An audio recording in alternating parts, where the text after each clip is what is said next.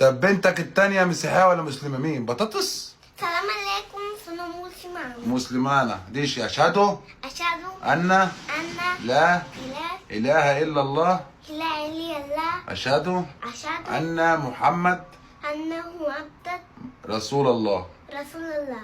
حي على الفلاح. صلوا على النبي. سلام. هنا الطفل بيتولد يعني أنا على ديانة أبوه. فاهم ازاي؟ يعني الطفل بيتولد على ديانة أبوه. أليسيا مسيحية على ديانة أبوها، وجاسمين بنت مسلمة على ديانتي. صح يا بطاطس؟ أنت بتعملي كده ليه يا بطاطس؟